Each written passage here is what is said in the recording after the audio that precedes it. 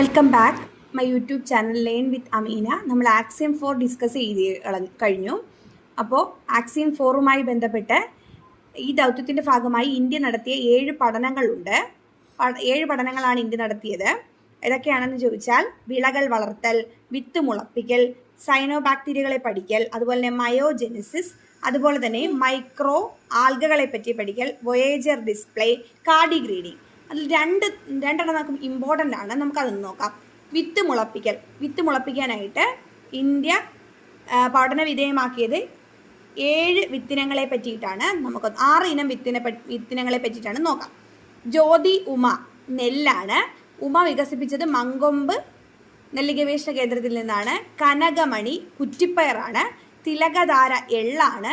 സൂര്യ വഴുതനയാണ്. വെള്ളായണി വിജയ് തക്കാളിയാണ്. തിലകധാര എന്താ? എള്ള്. സൂര്യ എന്താ? വഴുതന. വെള്ളായണി വിജയ് എന്താ? തക്കാളി. ജ്യോതി ഉമ എന്നിവ നെല്ലാണ്.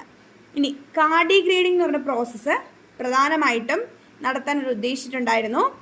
ദൗത്യത്തിൻ്റെ ഭാഗമായിട്ടുള്ള പഠനമായിരുന്നു. അതിതീവ്ര സാഹചര്യങ്ങളിൽ അതിജീവിക്കാൻ ശേഷിയുള്ള സൂക്ഷ്മജീവികളായ കാർഡിയോഗ്രേഡുകളുടെ പ്രതിരോധ ശേഷി, പുനരുൽപാദനം എന്നിവയെക്കുറിച്ച് പഠിക്കാനായിട്ടാണ് ഈ ഒരു ദൗത്യം അവർ ഉപയോഗിച്ചത്. കാർഡിഗ്രേഡിംഗ് ഇതിനായിട്ട് കൊണ്ടുപോയത് ജലക്കരടി, അതുപോലെ തന്നെ മോസ് പന്നികൾ എന്നിവയായിരുന്നു. ജലക്കരടി, മോസ് പന്നി. ഓക്കെയാണ്, ഇത് മറക്കത്തില്ലല്ലോ. Thank you.